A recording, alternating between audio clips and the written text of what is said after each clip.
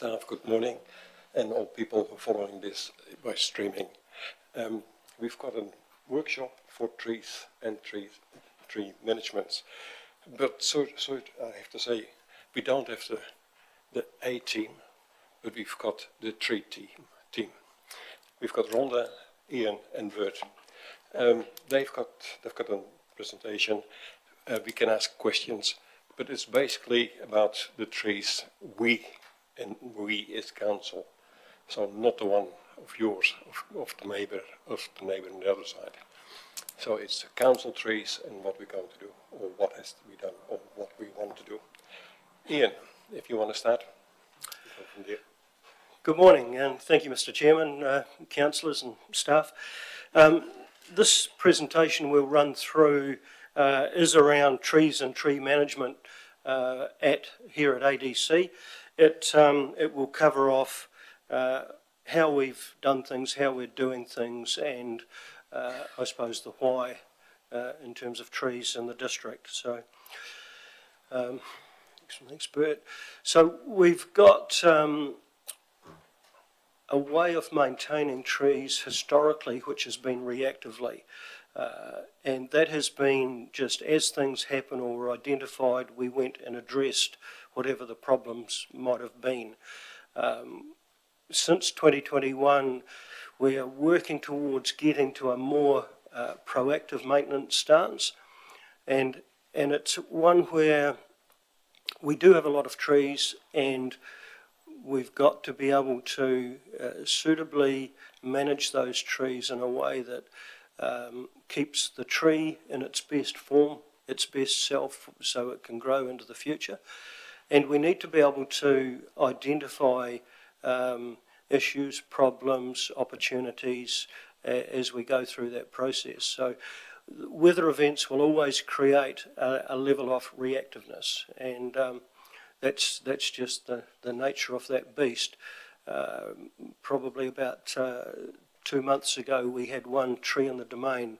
The equinoctial winds in September peeled a big limb out of a large liquid amber beside the bottom pond.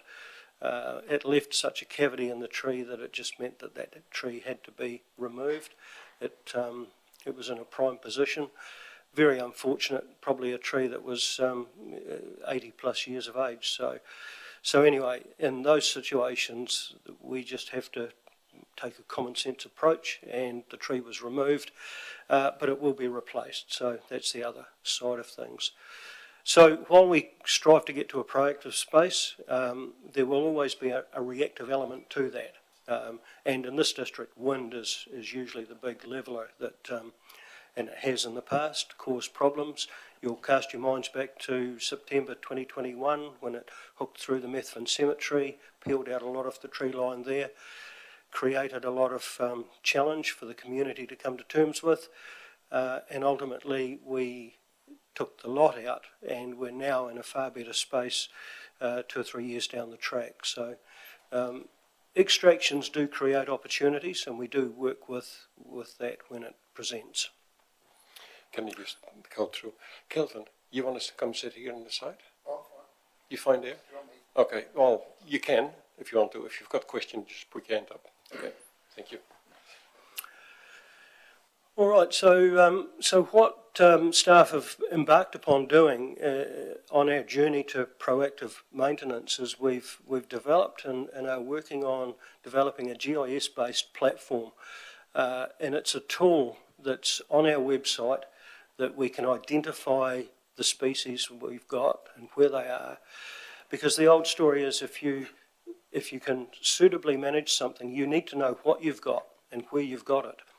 And we've only had institutional knowledge in people's minds and not a lot of documentation. So that's left us in the situation where we had gaps, and when people leave, it creates a gap again, and plugging those gaps has been somewhat problematic. So the idea of this tool is that we will be able to build a history of the trees, and it's really around the risk that trees pose to the community, the risk to the council for reputational damage, and also the the confidence that the community can have in the council and our operations, that we are suitably managing the trees that we're charged with looking after. So the process involved GPS locating the trees and doing a assessment on site with a specialised consultant that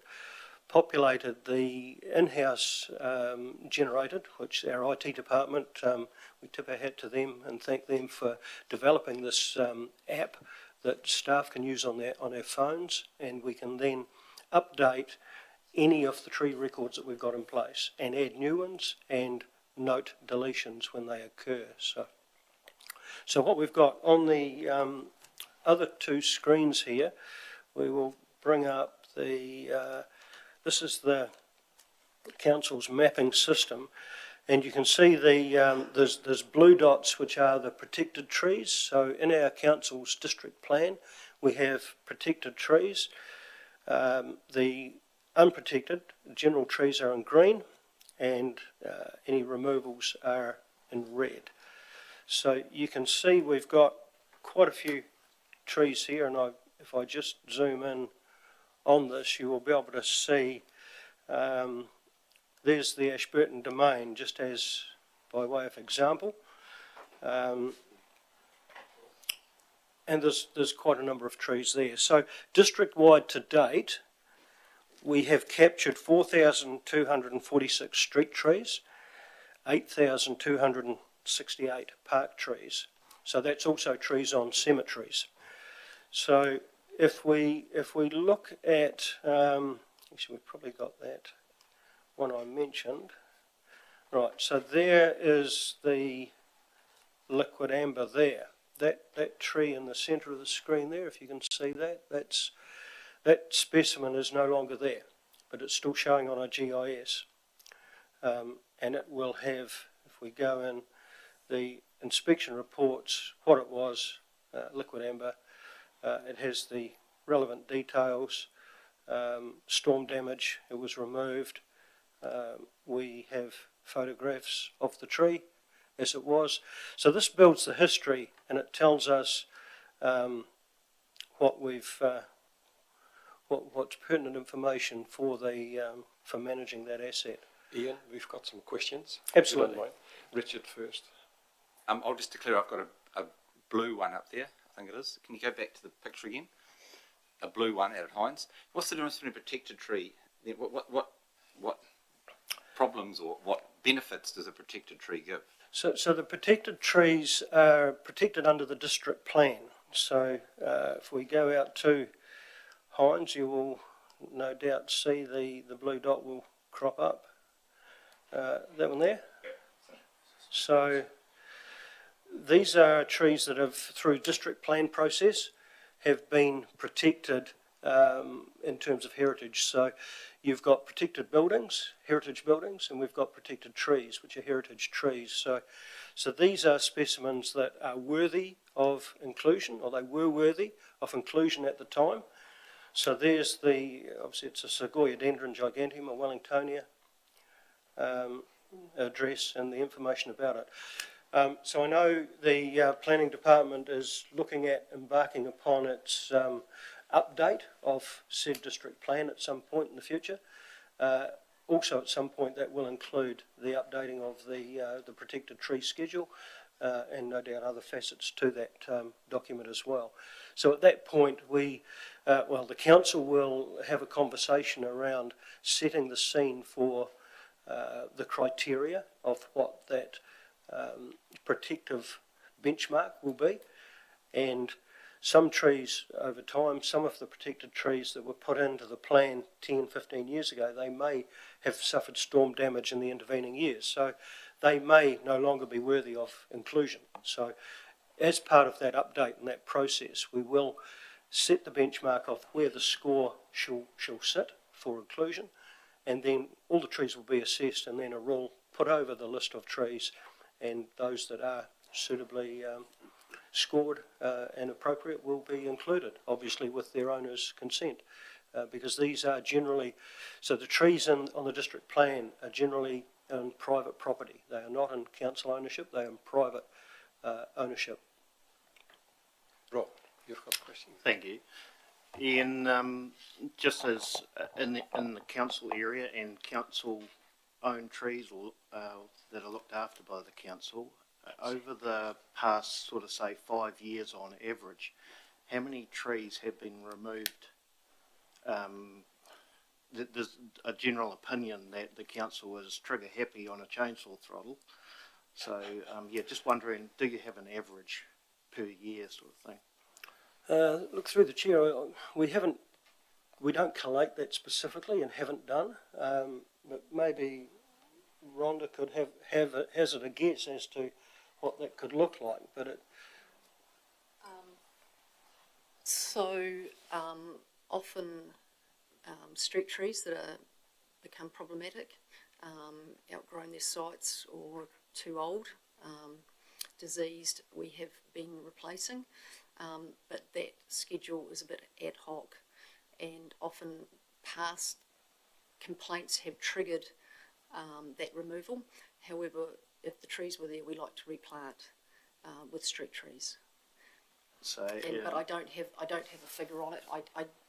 I do have a rough spreadsheet that I've been keeping since I've been doing so, but anything past 2020, it's a bit hit and miss.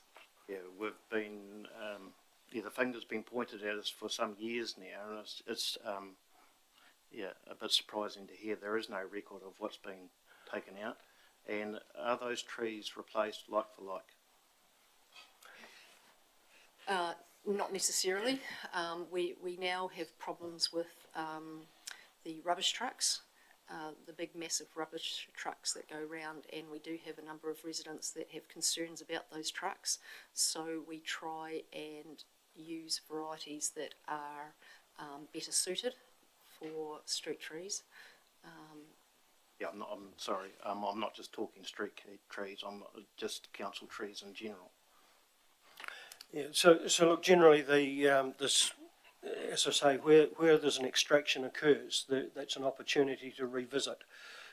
And is the same species the right choice, or is there a better choice? So staff will look at that time. But in coming back to your original question, I would suggest that the number of extractions would be in the tens as opposed to the hundreds. And is it just one person in particular making the decision of the tree being removed, or is there a group of people? There is a group. It is a group decision. Can you just stop there for a moment, because that comes later on in some of the slides. If I can just go to Hamish first that. Thank you, Mr. Chair. I just wondered whether, following on from Councillor Wilson's question in relation to heritage trees and the fact that they're listed under the district plan and it's a planning mechanism to protect the tree, whether it would be helpful for the meeting to perhaps hear from Ian in relation to how and what you can still do with a heritage tree that is listed, because it's not that you can now no longer do anything with the tree. There's just a particular process that has to be followed. Would that be helpful for people to just have that clarity as to what a heritage tree means for its management and longevity?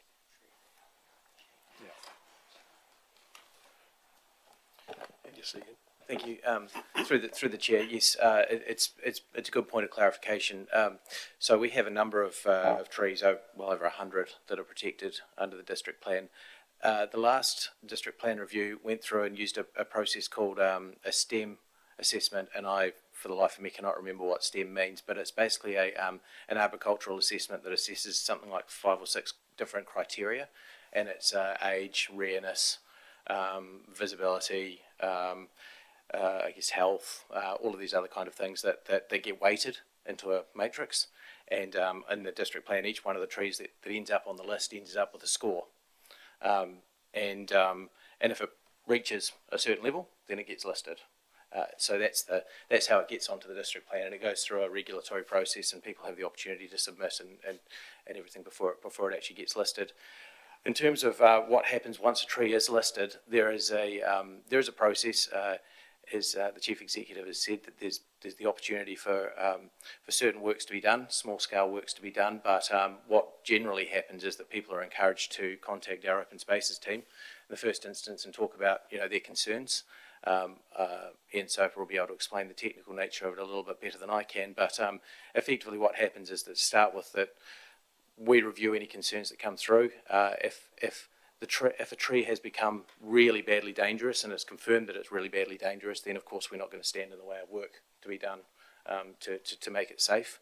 Oftentimes it is just routine maintenance work that needs to be done, so there is some assistance in terms of advice that can be provided for that to help the landowner to make the tree safe and ensure its longevity. But these trees are are in a way a public asset. They provide benefit to the community.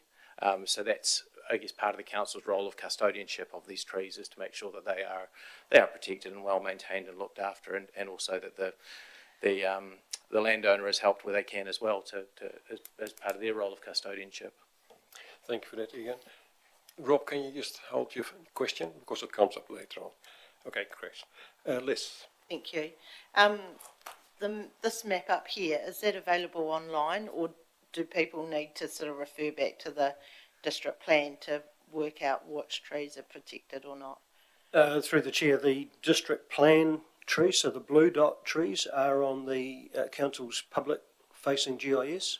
The rest of this tool that I'm showing you here is a management operational tool, which is not available to the public. So, just for example, Bar Hill, which has a lot of trees, and I thought the majority were protected, but it looks like they are unprotected trees. Yes, through the chair, there is a broad brush approach there as opposed to a specific. So it's all trees on the nominated streets that are named after a species, and those within 10 metres of the road corridor. Those are the ones that are protected, not the ones outside of that. Right. So it's a slightly unique situation at Bar Hill. Okay, thank you. Thank you. Carolyn. So there are blue dots at Bar Hill? Because there don't seem to be any. They're green. Yeah, but he said they're protected. There is one in the middle there, and that will be an all-encompassing one, hence it's on the road, and the descriptor, so it's non-specific because, like I've explained, it is almost a scattergun approach. So there's one dot in the middle there which covers the lot, and we've gone round with at each of those green dots and assessed the individual specimens. Okay, I'm still a little bit confused, but that's not my question, please, Lane. When Yes, you look yes. there, if you go down there, please, and down your little, you've got the things like reports, in the documentation when you look at the tree. Yes. If the landowner, the private landowner, does a report, do they send that to council? Because, the private landowner is responsible for their tree, their protected tree. Can How I do go? you- Can I go to Ian? He might. Oh, I can't see Ian's Yeah, light, that's yeah, all. that's fine. That's my question, I okay. just get him in, please.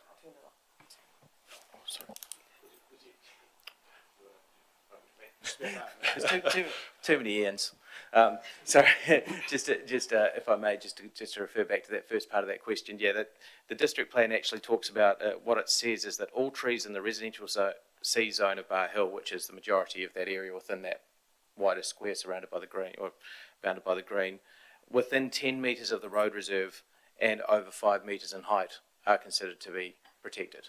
So there would need to be discussion and potentially consents for the works of trees that fit in that criteria. So fundamentally, most of those trees that are green in there would actually, I would think, probably be blue. That's the question here. Okay, so ask the question again. And the Carolyn. next question, I've asked it. It hasn't been answered. It is been answered. Okay. It has not been Not. answered. No. So ask what is asked. Can you? Come back. What exactly you are asking for? I can't, let me, Oh, can I come back? Okay, you do this. I'd like someone I come back to Um, Carolyn. The question I want to know is these protected trees, how do they get on the register? Is it an individual that comes to you to say, can I put a tree on a register, or is there a group, can a group of people see a nice tree somewhere, even if it's on I private come back land, to and Ian. nominate it? I come back to Ian behind you. So Ian, please. Thank you. Through the chair, just as we said before, that the trees are registered through a district plan review process or a plan change process. Trees can be nominated and either by staff or by members of the public. Generally, they're put forward, they're assessed, and then a decision is made as to whether or not they should be listed, including a submission process where I guess if somebody didn't want their tree to be listed, they could argue why it wasn't. Right, okay, thank you. And just the other one, the Wellingtonians in the domain, I keep getting asked the question, because some of them are looking, one of them particularly is on a lane. What age are they? And and how long does a tree last? How many years do they Other Ian. last? Through the chair, those Wellingtonias, a lot of them date back to the original plantings in the domain, so 150, 60 years of age, some of them. Yes, some are on a lean. They've grown that way with the prevailing wind throughout their lifetime, and they will always be on a lean. The perception that they are on a lean and that they're dangerous is ill-founded. They've grown to the prevailing weather condition. Carolyn. The your question I okay. asked earlier was who populates that graph or that box with regards to tree condition reports? Right, thank you. Through the chair, there is a number of ways we do that. Initially, it was through the inspectors that have loaded the database. Going forward, it will be either staff or our contractors that have access to load information into there. In terms of your question around should a private owner get an assessment done, it would be for that owner to submit that to the planning department to have it lodged and noted against their specific private protected tree. I just want to highlight that a wee bit more. So if you have a property with a protected tree, the council are going to go around and check them. I understood it was the property owner's responsibility to check them and make sure they're safe, and if they're not, obviously sort out what to do next, but if they are.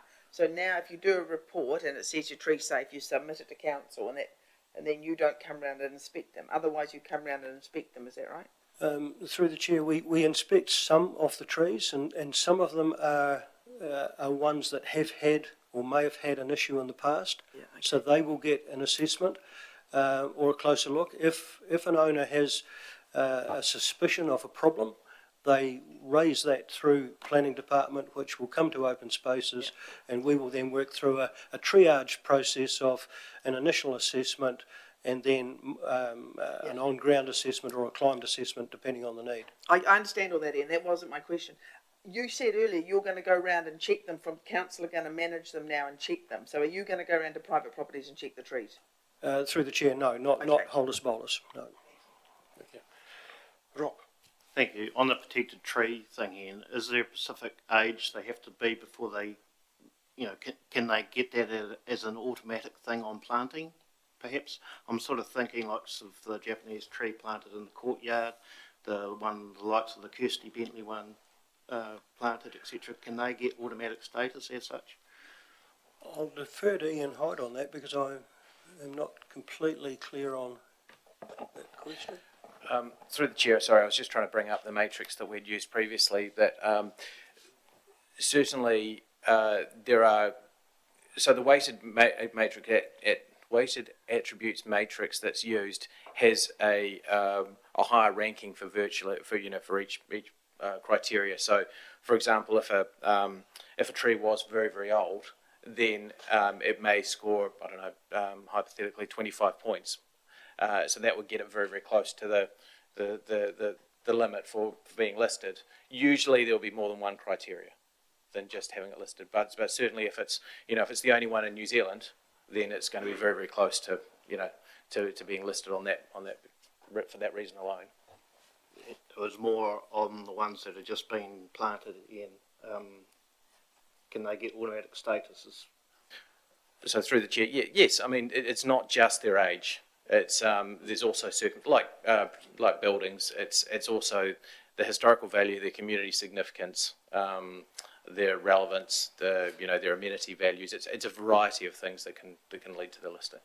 Thank you. Thank you for that. Ian. Ian. Great. All right.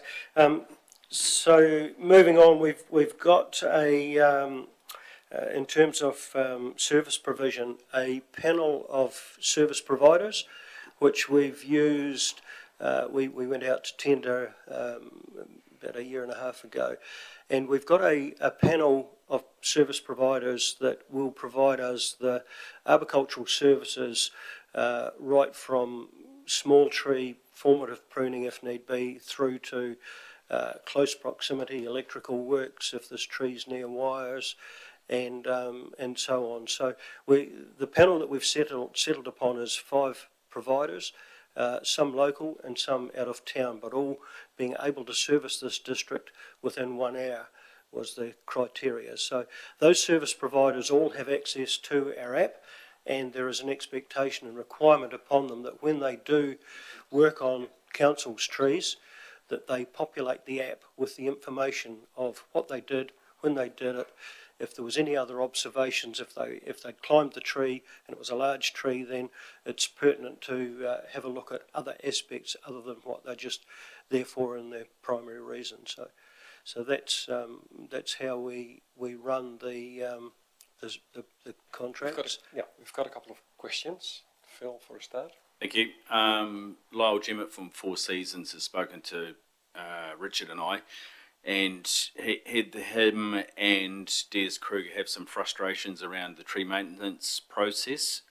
They say that Christchurch companies are getting a lot of the work. They're missing out on the opportunity to quote on larger jobs, even though they have the relevant qualifications that the Christchurch companies have. Can you just talk to us about the process, Ian? Through the chair, there is with the large scope of works, right from smaller works to larger works, there is some specific requirements and certifications needed in certain aspects. So we generally try and share the work around, but I can categorically inform the council here and now that the work that we've issued in the last year, the local service providers have certainly had the lion's share of that work. Should they not be the first cab off the rank where possible?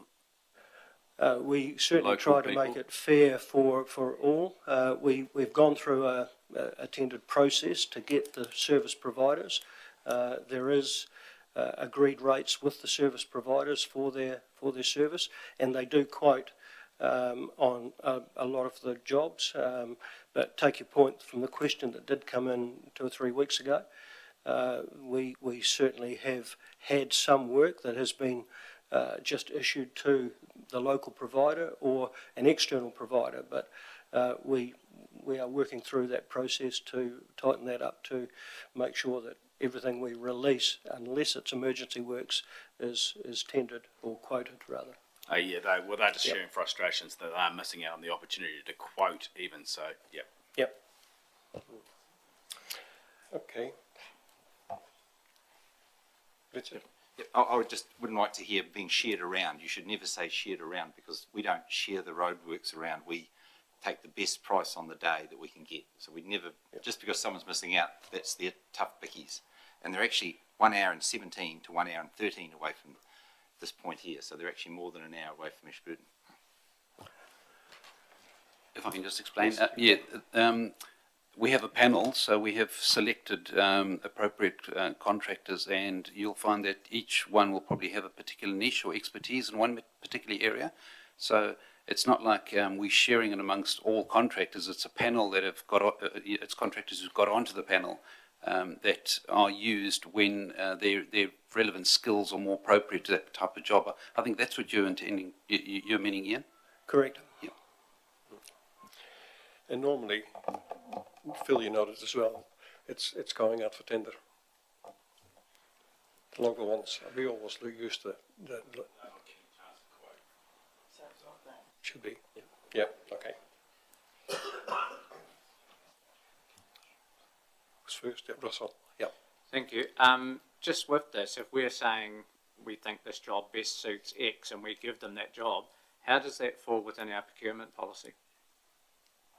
Can I perhaps answer that? We are very mindful of the procurement policy for this and every other piece of work that we tender, and I know Council's currently examining the procurement policy as to how it should be applied in a series of circumstances. So we can talk about the procurement policy now, or we can leave that. I think there's a further workshop, and then it'll ultimately come to council a decision in the next 2 weeks. Is it, Tony?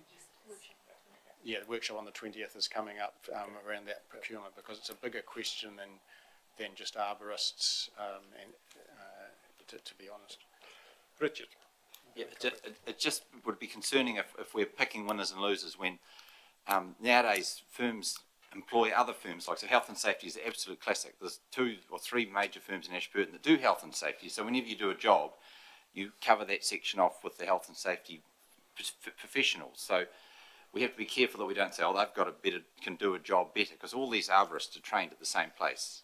They're not actually there's not A arborist and B arborist. They're all trained under the same technical things, I believe, I understand. So I'd just be concerned if we need to, the process needs to follow itself, and we tender and we assess the tender in the way we do all other tenders. Thank you for that. Ian. Right, thank you. So the maintenance program going forward is managed by Rhonda, the supervisor for the trees. The management tool that we've now got does allow us to extract that information in that whole database, and we can then prioritise the need on and against the available budget. So there is always more that we could do than what we have got funding to do. So there is a judgment call there on the quantum, but we do work through that list from the priority of what has been assessed. So that gives us that model of approach. So we certainly are taking the risk-based approach to deal with all of the aspects of the maintenance. We focused initially on the high-use community areas, so the likes of East Street that took precedence, the cemeteries, the Ashburton Domain, the outlying domains where there is a lot of people do congregate. So those are all, they were the higher priority areas to focus on, and then go out into the wider areas from there. Sometimes, as I've noted, there is further assessments required, and we might have a... Rhonda has a list of trees that have had historic issues with particular wind events, so those will be the first ones that we go and check up on after we've had a big storm come through. So that's generally how that flows. And then, like I say, any work the providers do, note their information on our app. In terms of communication of Just go back to Richard. You talked about risk-based approach based on independent assessment, but why do we not do it internally? Why do we not have the skills to do all this stuff internally? Why do we have to go outside to get outsiders to do it? Through the chair, we're certainly doing the initial assessments internally.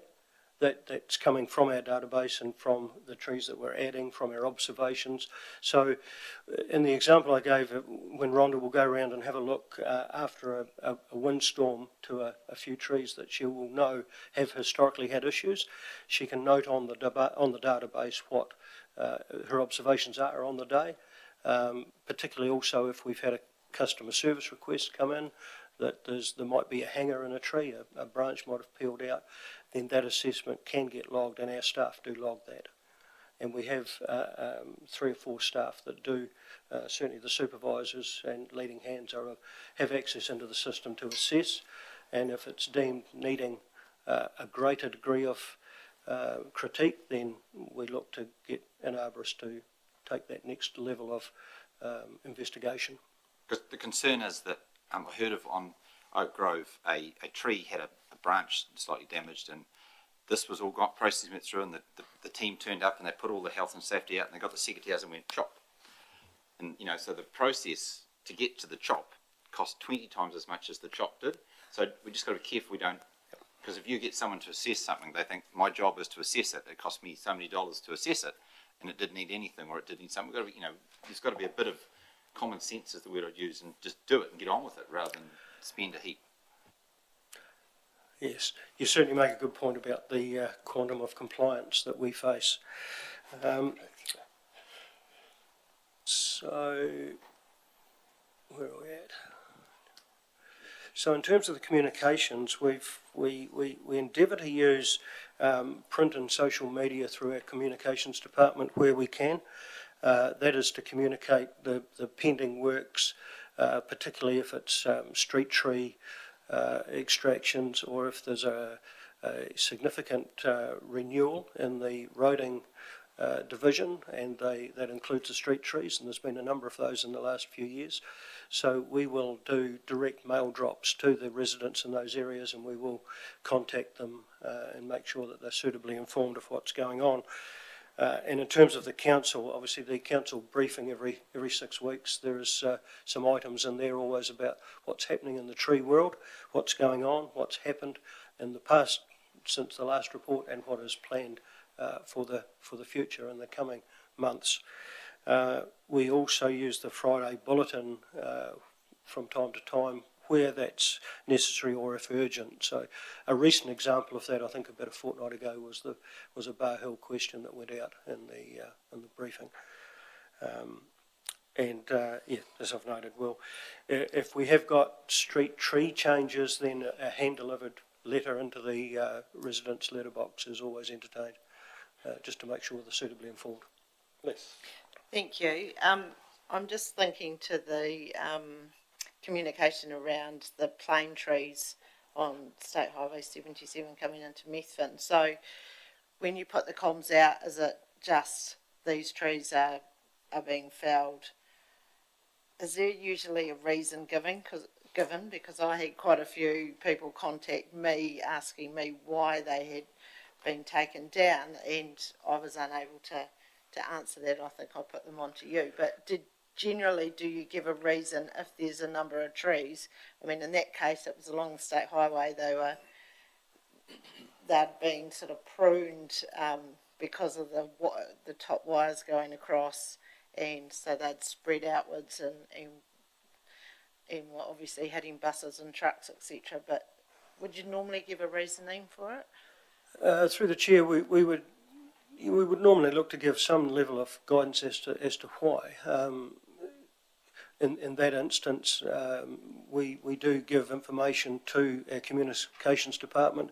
They will generally formulate a brief of words that will come back through for sign off, and then ultimately Neil signs that off as General Manager for a public communication. So there is a bit of toing and froing in the wording there, but look, I take your point. Maybe that's an area we could do better on.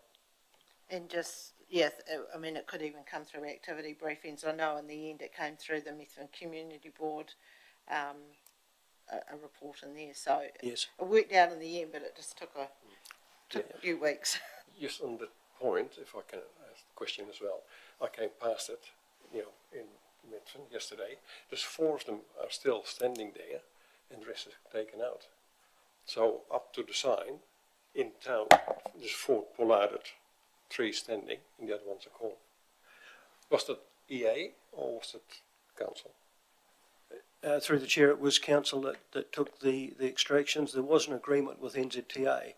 So within the town boundaries, we've maintained the street trees outside properties, but it was in the 100k zone where the trees had power infrastructure above them, and the ones in the town hadn't had the same level of power infrastructure, so they didn't have the historic treatments that the other ones outside in the 100k zone did.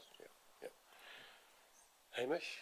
I think, Mr. Chair, I'm just reflecting on how that communication might get to councillors to enable you to respond to inquiries you get from the public. The activity briefing is not going to be particularly suitable, to be fair, because that's a reflection on what happened to the 30th of the previous month, and I can almost guarantee that you will be getting inquiries, the afternoon of the chainsaw, not 3 weeks later when you get sufficient information. So there is a little bit of a need to think about how you might get what the information you need to respond. I don't think the activity briefings will be the mechanism for that. Thank you, Hamish. Lynette? I was just thinking, going back to the social media, when you've done major work on trees, would it be prudent to go and look at the Ashburton page or the Methven community page on Facebook and just put up some positive, positive why you're doing this work, because that's where all the negative stuff keeps coming back, and if you could nip it in the bud straight away, it would be good, because I don't feel like we should be getting involved in this argument as councillors. We can only do our bit, but I won't get involved in these conversations, and it would be good if staff could just, if they saw it, just put the reasons why, just do something in that space. Through the chair, I would probably defer that to the communications manager. They have some processes around the what and the where and the how. We do, and we do monitor Facebook, but if anyone thinks you can put something up and nip an issue in the bud on Facey, then that's not how Facebook works, and in fact nipping things in the bud usually opens another entire swathe of people who want to comment on your nipping in the bud story. So we do monitor Facebook. We try judiciously to inform that community via that mechanism from time to time, but we will never be able to stop the way people feel about a particular issue by entering that debate. In fact, many times it makes it significantly worse. Thank you, Amos. Neil? Yeah, thanks. Once a tree's gone, it's gone. And to the activity briefings, we heard that there was going to be some maintenance done on the trees at the Chinese garden. So that was fine, maintenance done. Next time I drove past, all the trees gone. All chopped down, gone. There was a hell of maintenance went on there. And on questioning what happened, once the maintenance happened, was started to proceed, the trees were worse than thought, and they're just all taken out. Which may have been true, but not what we thought was going to happen.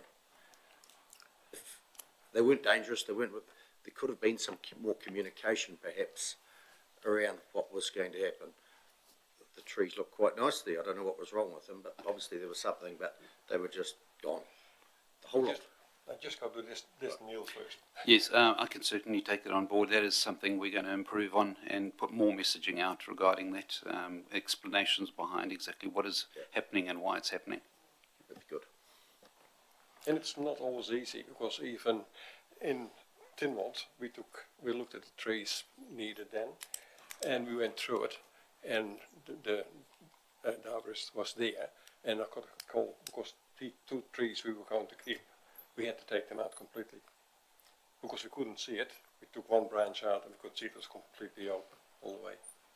So I had to call and make the decision to get them out as well. It's just, Amos? that may be true. Yep. That's explaining what happened. Yeah. And did they have to go within 10 minutes? Because they've been sitting there probably 2, 5, 10, 20 years diseased or like that. Did they have to go so quick? People just sometimes need a little bit of time to adjust. Yeah. They are going to go because of such, and they're coming down on Wednesday the 5th or whatever. Yeah. And I think through the chair that some of this is around previous comments about efficiency and just getting it done. So you've got the arborists on site. They've started the maintenance work. They discover the trees are not in the shape that you thought. Do you send everybody away so you can communicate for a couple of weeks and then bring everyone back and redo the job, or do you acknowledge the state of the trees at that time and get it done? And then this trouble that we have is that comment will come both into this building and to councillors instantly. So the opportunity to get a comms plan in and around the changed work is very difficult to do in a completely timely manner. And if every time we discovered something was a little bit different, we needed to stop the work, to communicate it, we'll be running around in a far less efficient way for some of these jobs. So Neil McCann's right. I mean, we're conscious of the community reaction at times, and we're examining how we can inform both the community and councillors better. But there are some practical efficiency and timeliness realities that make some of this, an ongoing work in progress for everybody. Good at. Rob. On that, it sounds like the arborist is making a decision on the health of the tree. He goes into the job to do it, could cost a few $100s to do the job. He makes the decision that he benefits and makes thousands of dollars out of said trees. So, yeah, a little bit of time, instead of going in and starting the pruning at the ground, start and finish of the job, yeah. Through the chair, if there was to be any scope creep like you allude to, that would definitely be relayed back through to staff for confirmation, for approval, depending on what they've found. So the arborist wouldn't be writing their own cheque in that regard. Just going back to Neil's version of the Chinese gardens, from what I understand, that absolutely was the decision that was made. The arborist made the call.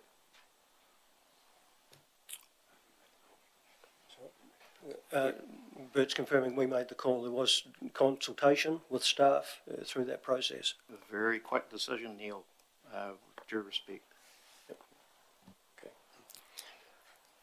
Ian. Right.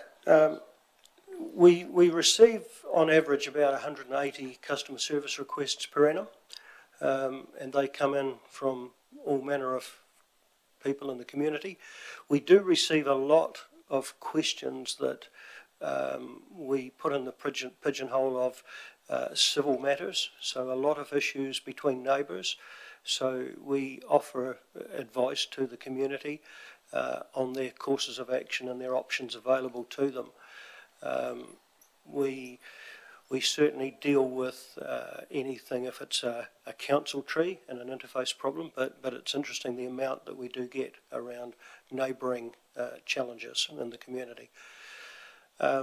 We do also have the issue with new property owners not doing their suitable due diligence. They purchase a property adjacent to a reserve, a domain, or in a street where there's some large street trees.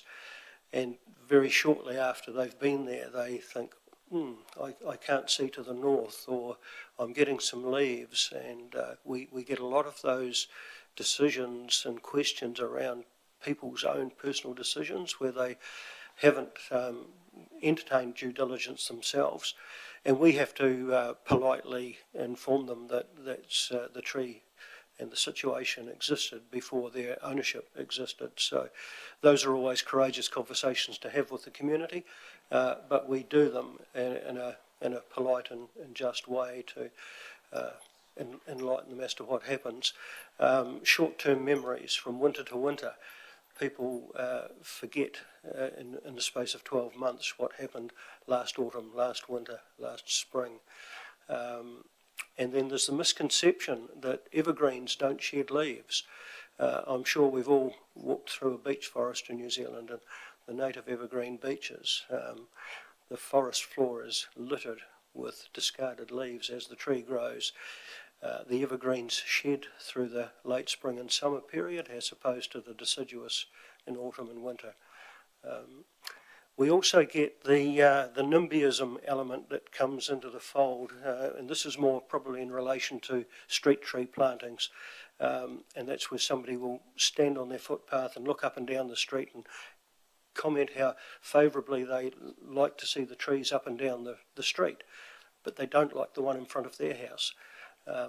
And that's a common occurrence where people just don't want something in their backyard, but they profess to like it elsewhere. So trees become very emotive, and certainly the staff that deal with those customers do have some fairly courageous conversations, and sometimes they end up elevating up through to myself. And you will also be aware that some of those conversations, if the residents still don't like the answer, they will come then through to either Neil or Hamish or yourselves, and we get some further information coming through. But that's part and parcel of the world of managing trees in a public space.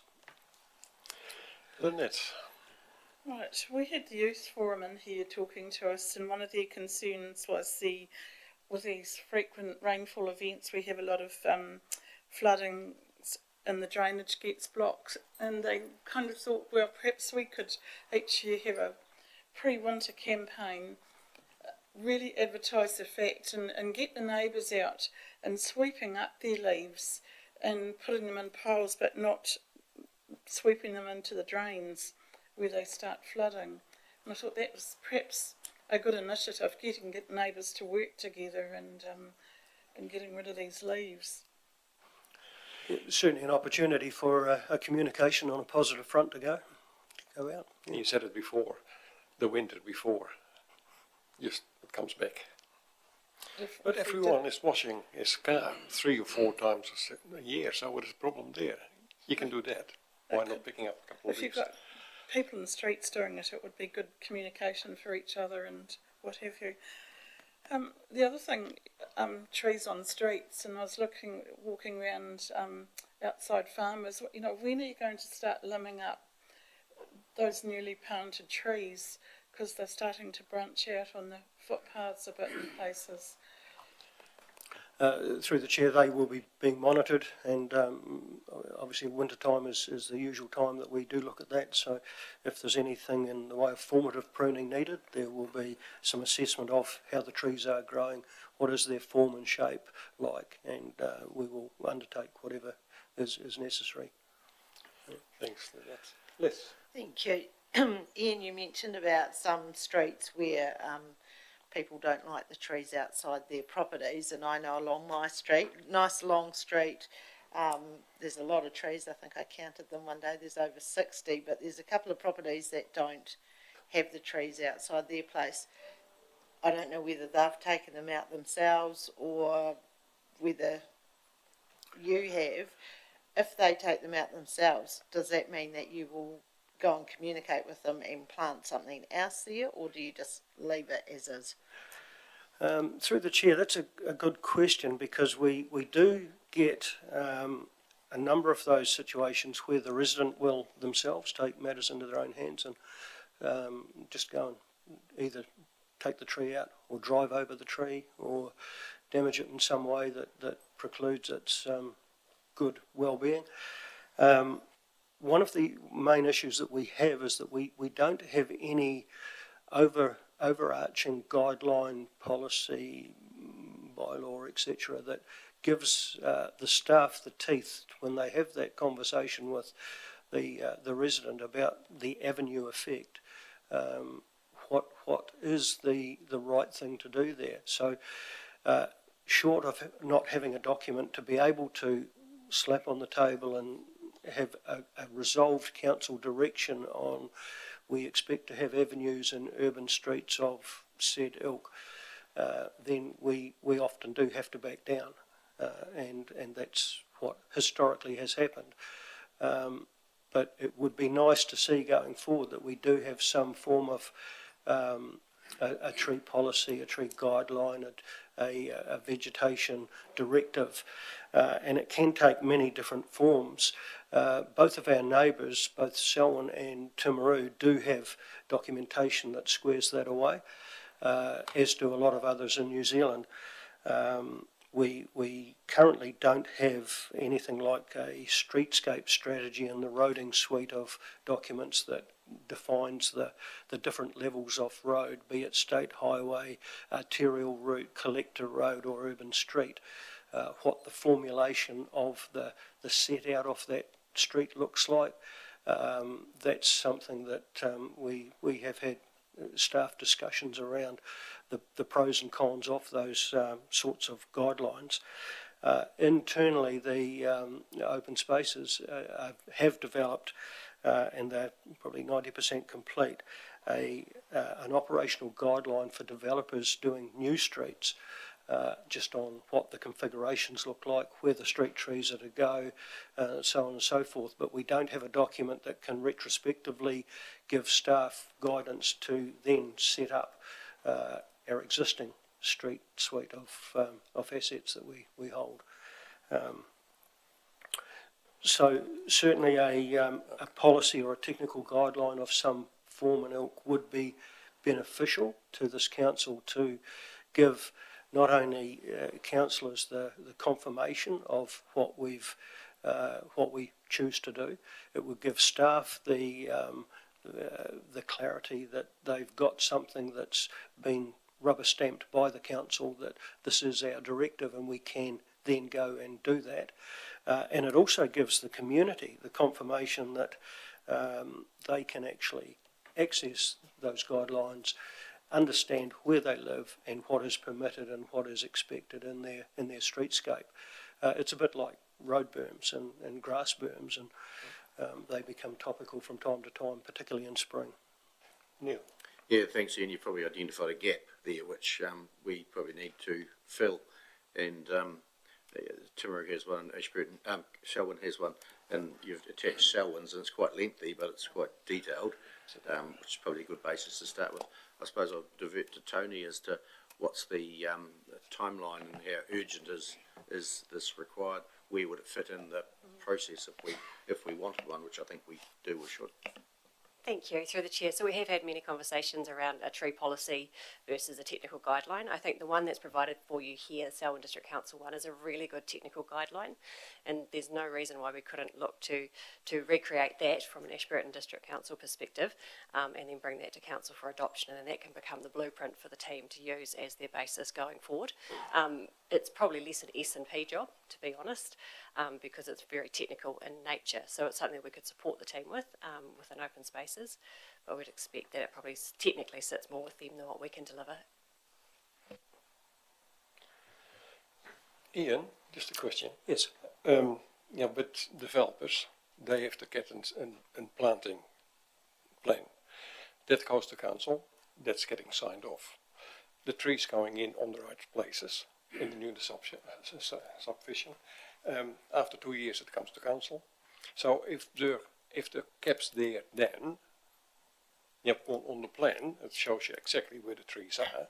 So if some are gone, you've got it on the plan. So can you put another one in there because it's been signed off by council 2 years before? The short answer, Mr. Chairman, is yes, and we do. We typically find that new subdivisions, the developers put in all of the infrastructure, including the street trees, and it looks really good.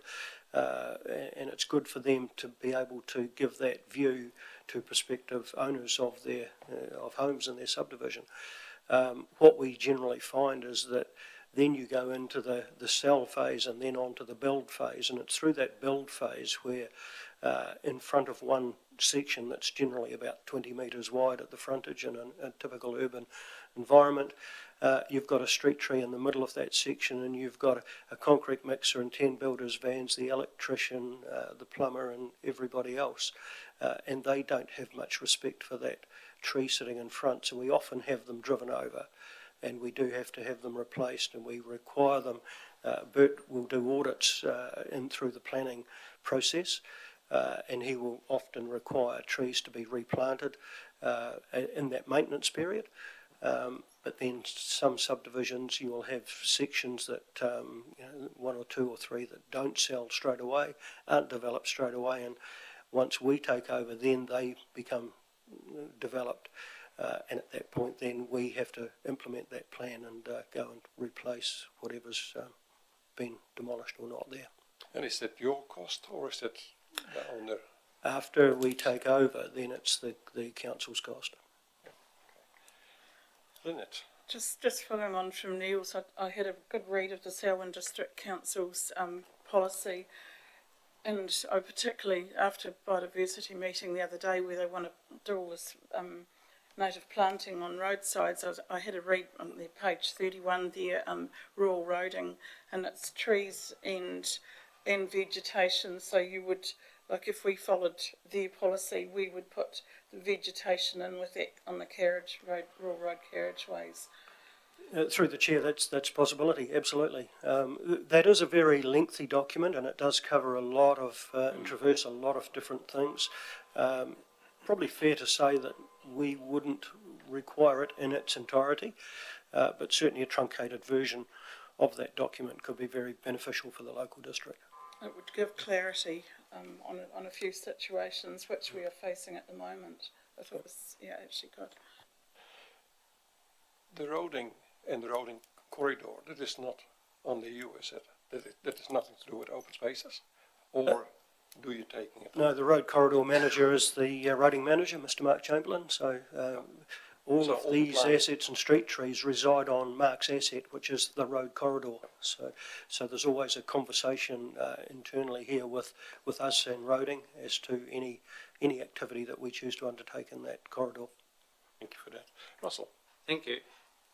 Around new subdivisions, is there a better methodology for doing those as far as the berm and the tree planting goes? Would it be better to work, there's 21 sections on a subdivision, so you know you need 21 trees and 21 berms planted. Charge the developer for that, and then council does that once the development hits a certain stage, because those grass berms get just driven over like you wouldn't believe, as you say, with heavy trucks and things. If it's the middle of winter, they're absolutely destroyed. They just become mud holes. I think there would be a better methodology where council took control, developer still pays through some means, and I don't know if we have the ability to do that, but rather than planting a tree when the development's done, and as you say, planting a nice grass berm, that I have seen it. I have seen so many of them destroyed. Through the development of our guidelines that Bert's working on, that's the purpose of that is to try and plug some of the gaps, but I certainly agree with you. There's probably an opportunity to do it in a slightly different way. Thank you for that. Rob? Thank you. On the extraction side of things, the byproduct is, looking for a better word, but that's what it is, stuff that's not chipped and is big enough firewood as such. Where does that wood go in? Through the chair, we generally get the arborist to ring it up if it's safe to do so and leave it on site, and then the community can pick it up and it generally disappears overnight. Okay, so at a previous meeting I asked to see if that's the wood that was ringed up could be donated to the likes of the Cancer Society, groups like the Lions that can push that wood into people in need as such. Has that been looked at in any degree at all? Through the chair, it certainly has, and we have worked with Lions in the Domain, so where it's a bit harder for access, some of the material that's been available there from time to time has gone to the service clubs to circulate. Men's Shed is proactive in that space. In Methven, the Lions are proactive in that space as well. Yeah, so at the moment it's just open to basically woodpeckers that are quick off the mark to grab the wood, from your previous comment.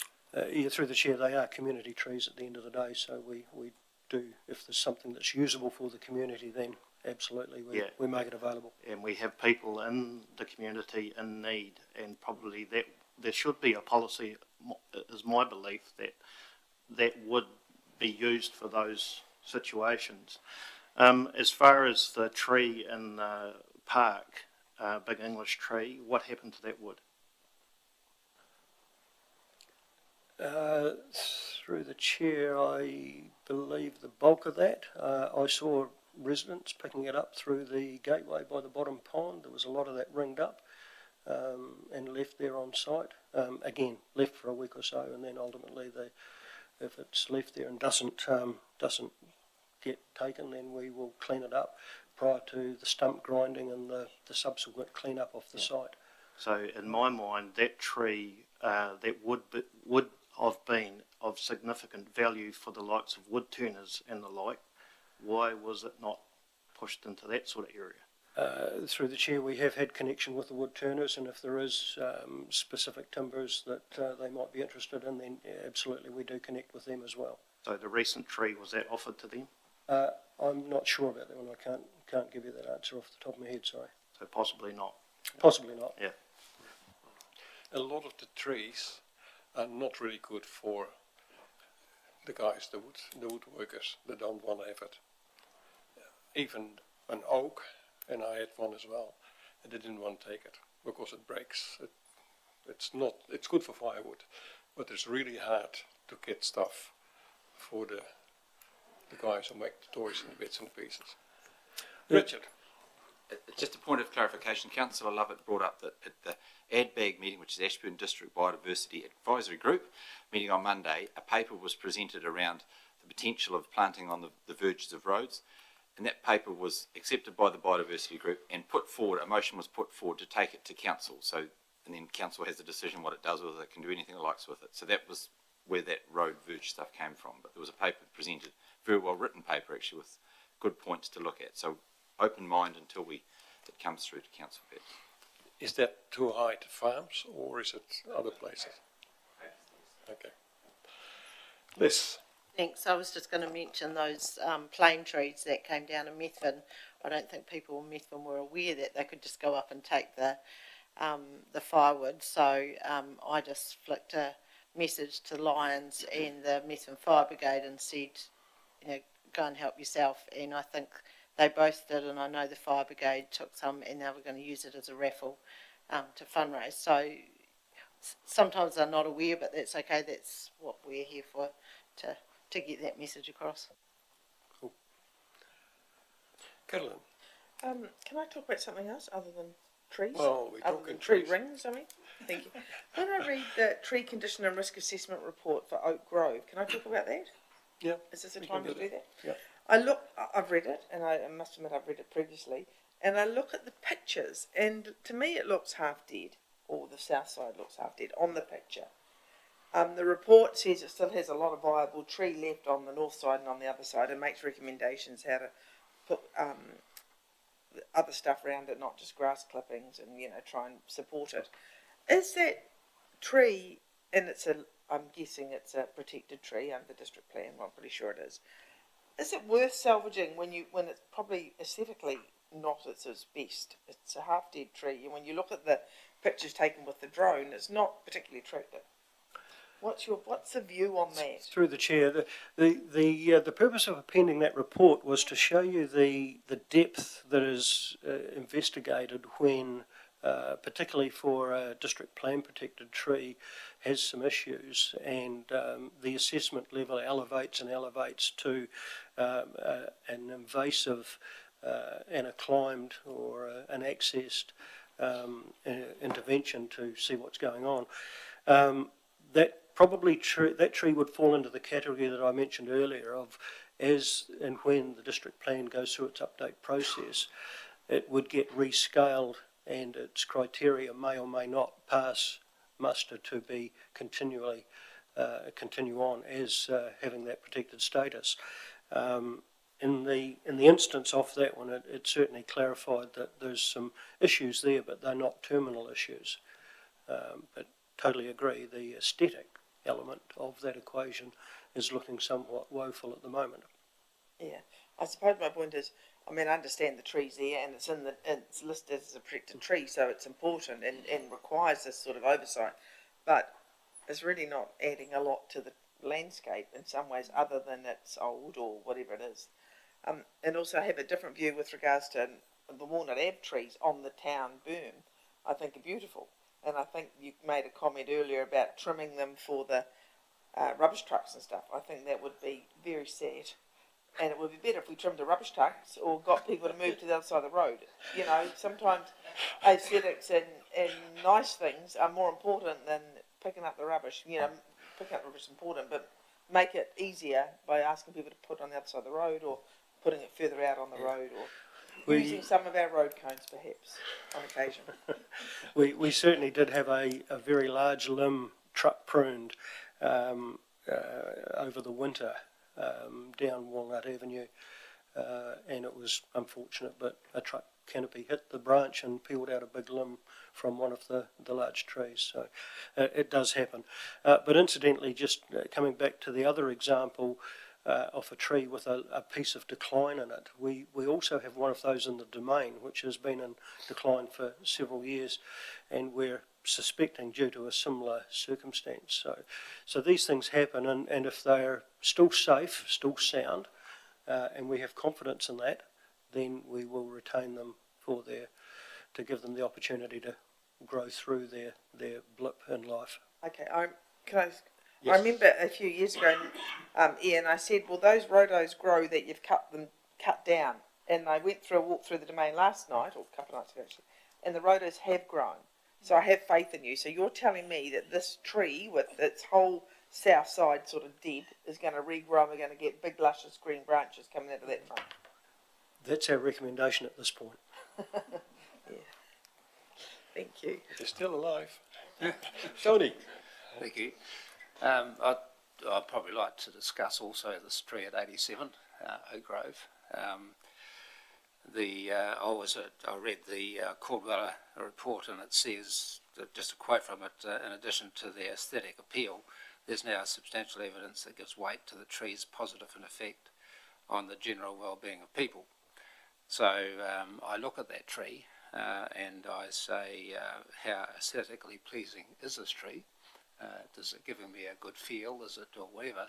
Like we've had a report that has long technical terms in it that I don't understand, but trying to justify the reason for keeping this tree. But I look at a tree that is probably half dead, and I think what's, the money that's being spent on it, you had a 14-page report on it, and you've got Tree Tech coming down to look at it again in February. There's a hell of a lot of money being spent on a tree that, to me, could be better spent elsewhere. This tree, I'm told, is not unique. That this specimen is around the county. In fact, those trees are also along Walnut Avenue towards Oak Grove anyway. So if this tree was something unique, then I think it would be worth fighting for. But when you have a tree that, to me, looks half dead anyway, why go through the process of protecting it when we could be doing better things with our money, I suppose I'm saying. I think the other thing is also that Tree Tech don't accept any liability if something happens to that tree. The liability lies with the landowner, which I think is unfair, because they don't have any control over the tree, but they are liable if something happens to that tree. So I'd be interested in your comments on that point, because I think that is something that we should be looking at and saying, well, if we as a council are going to protect a tree, should we impose on the landowner the responsibility of being liable for any issues with that tree? Thanks. Through the chair, the process of having a protected tree does not confer ownership, and the ownership resides with the landowner who owns that tree holistically.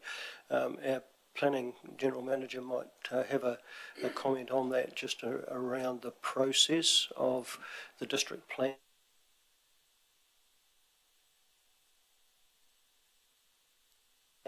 I've gone. Oh, here we go. Sorry, there's probably some comments from Ian Hyde around that process and that element, but the protected status does not change the ownership. What the council will do is to endeavour to do the best we can for the tree, given that it's already got protected status. Rob? Just going back to my question before about getting a policy for the waste as such when these trees are extracted, just a question for Hamish. Can that a policy be put in place for that? So that the ringed, the cost, we've already paid to have it ringed up, etc. Can there be a policy put in place so the Lions, etc., Cancer Society get first dibs on that wood for that wood to be poked into areas of need? Through the chair, I'm conscious that policy doesn't exist now. I'm conscious that this workshop has no decision-making role. I'm conscious that the community is, in broad terms, already accessing that wood one way or another. If council wished to have a policy and name some specific organisations and charities that somehow had first rights ahead of someone else, then I think we as officers would want council to resolve, to do that and to adopt a formal policy that made it really clear for staff how that matter should be treated in reality. I know, for example, that many of the rings go overnight on day one. So if someone is to have specific access, how we decide that someone would need, I think, some council resolution, and how we would enable that in a community that already is accessing that and probably in some parts has expectations. We just need to take some care to develop that policy. But if it is council's will for that policy to be developed, we would do so. That needs to be tested, I think, at a council meeting and a formal resolution in some way separate to this workshop. I hear the issue. I'm not sure how widely that issue is held by all councillors, or that view is held. So we wouldn't be introducing that policy just on the basis of this conversation. There would need to be more formal work done. Back to Amish, I realise it's just a conversation around it, but I'm just wondering how we get the wheels moving on that. And the wood is disappearing, but it is not going in, or highly unlikely it's going into areas of need at the moment. No, in some cases, depending on your defined need, but in some cases, I heard the example in Methven where the Lions did access it and the Fireys accessed it, and they've found a way to extract some value for their community organisations because of that. So it's happening in some cases. I absolutely, it won't be happening in all cases, but how we would manage that would require a little bit of thought and process to get in place. Thank you for that, Tony. And then I want to go back to Ian. Okay, thank you. Just back to 87 again.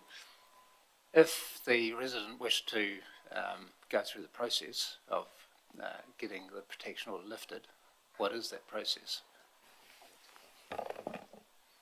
Yep. Yeah. So, thank you. Through the chair, there's a couple of processes that can occur. The first one is, as Mr. Soper has already said, that they can await the eventual review of the provisions in the district plan for tree protection. Secondly, they could embark on their own plan change to request that the tree be delisted from the district plan. Or thirdly, they could also try for a resource consent to have the tree removed. Those would be the three options. Would that cost the resident? Yes, it would. How much?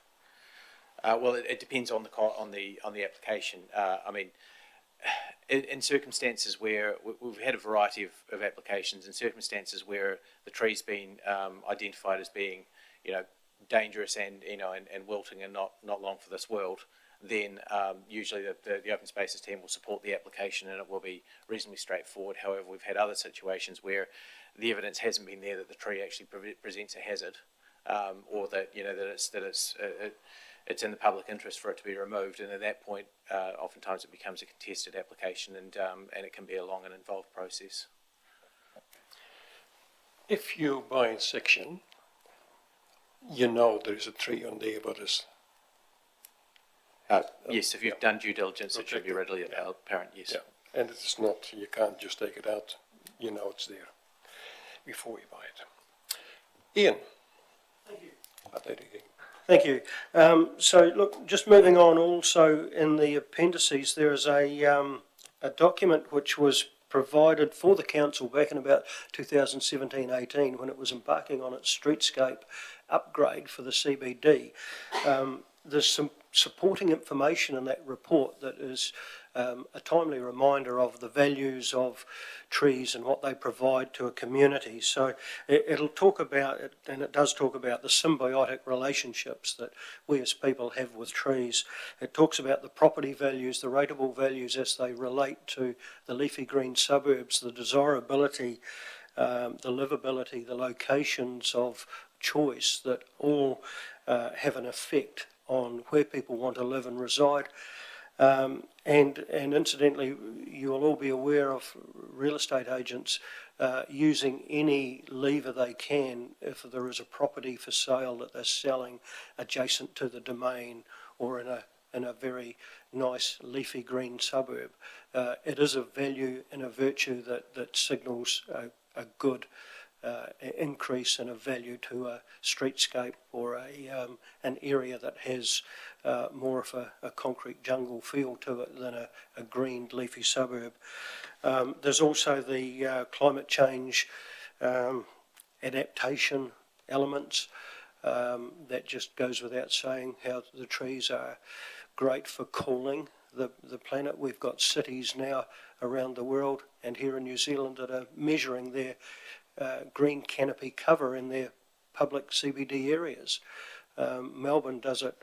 They use thermographic imaging to work out where they've got shade, where they've got trees, and they've now got targets of having trees to cover their road and hard surface areas to cool the area down. Auckland and Christchurch also looking at those sorts of mechanisms to add to the public amenity, and it's adds to the visual and the aesthetic of the area as well as the community wellness. Right, moving on to the commitments. We as Open Spaces currently expend in excess of $200,000 a year on tree maintenance. As I alluded to earlier, we've always got more work than budget available. We have been able to get an additional $75,000 in the current LTP, and that is now being managed and used as we go through the processes. Our reserve management plans have covered off commemorative trees and specimen trees solely on reserves, so that whole process has dealt to the on-reserve commemorative and specimen tree situation. You're aware of the district plan in relation to protected trees, but the zoning also in the district plan zones open space A and B has other parameters for tree protection of trees that are over 10 metres in height, and there's some other parameters that that zoning affords trees in those areas. And our asset management plan, that's our doing document that tells us what we're up to in those spaces and areas. We've got some questions. Les?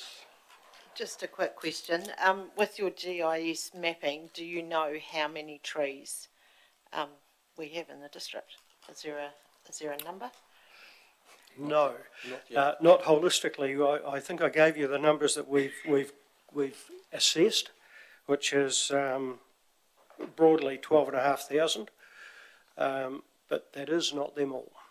So that the now 275,000 for maintenance will cover that amount of trees? It's working towards. I would not suggest it covers it because we've got a long legacy of some formative pruning that's been languished for whatever reason over time, and then sometimes that results in a tree that doesn't last its desired lifespan because of some formative pruning hasn't been undertaken.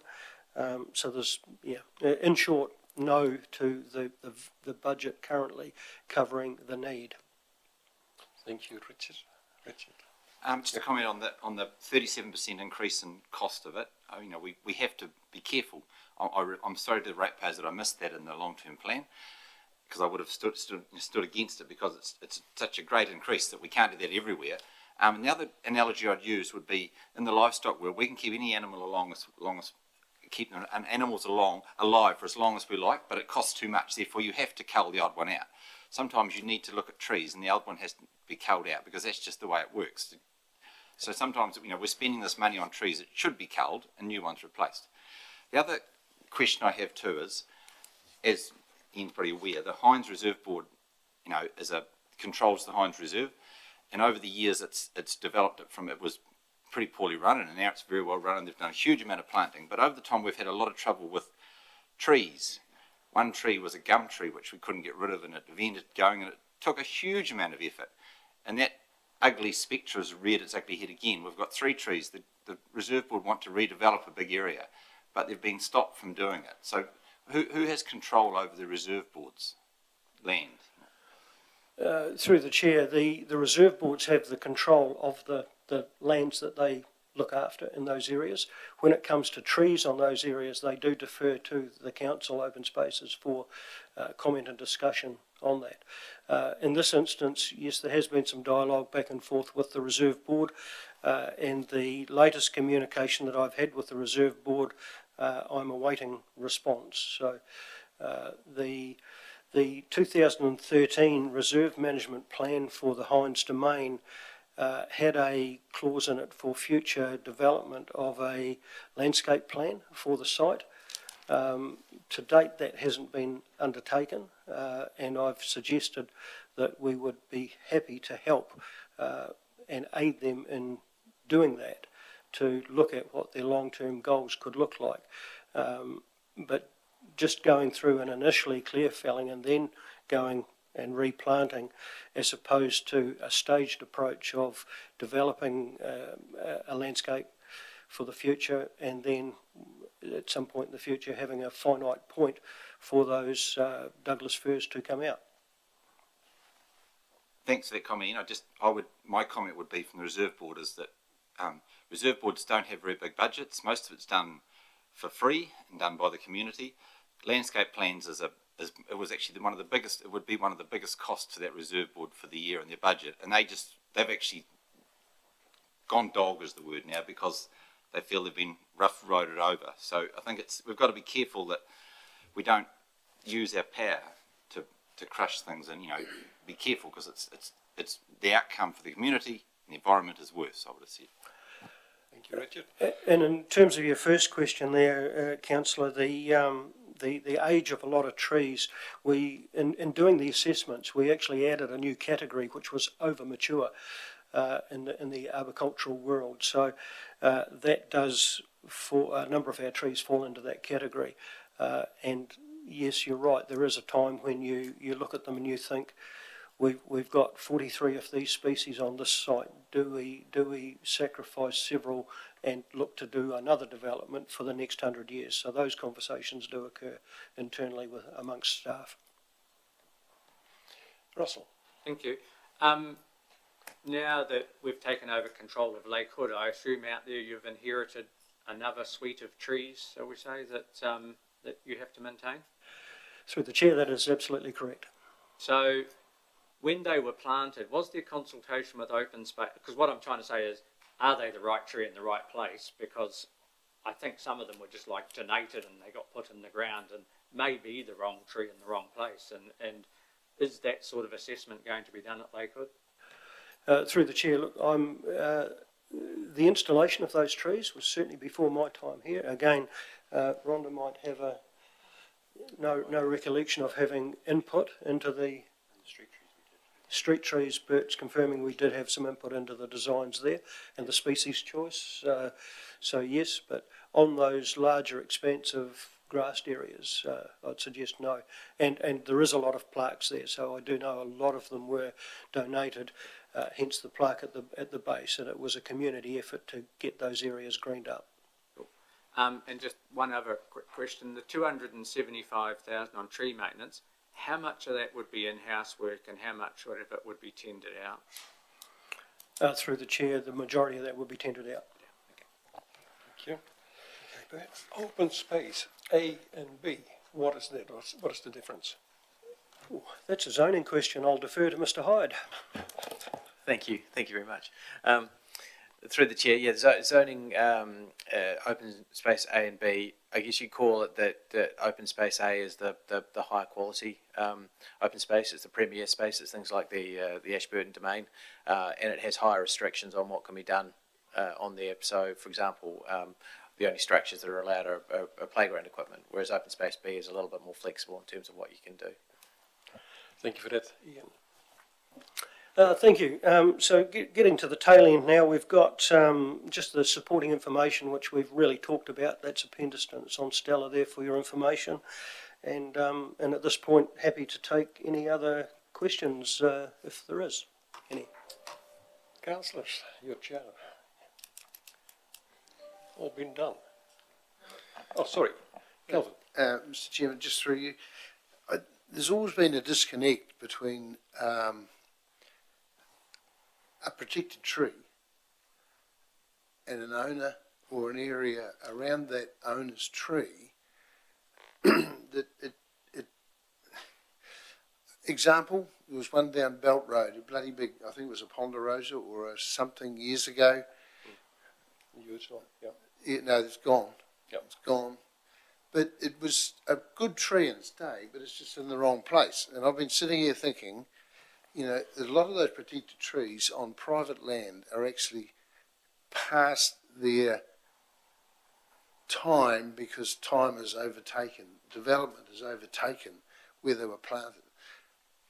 And you hear all the time how it's so difficult to remove a consent or to obtain a consent to remove a tree that is really past its time. Might be a healthy tree, but is well past its time. And I think that's a real disconnect between district plans and owners who do their due diligence and all that sort of stuff. But at the end of the day, a lot of these trees are just not in the right place anymore. And there doesn't seem to be a solution for that. Through the chair, that's a good point. And development over the last 20, 30, 40 years, subdivisions, infills within larger areas. As the town boundary increases, there was always the larger sections on the periphery. Those peripheries are now just about in the CBD, and as the town has grown. So we do see a lot of pockets, like you mentioned, around the periphery of the what was the town belt, that has got large trees on it, and now there is little townhouses right up to the base of them. Thank you. Part of life. Anyone else? If not, then I say thank you all, and let's have a cup of coffee. Thank you.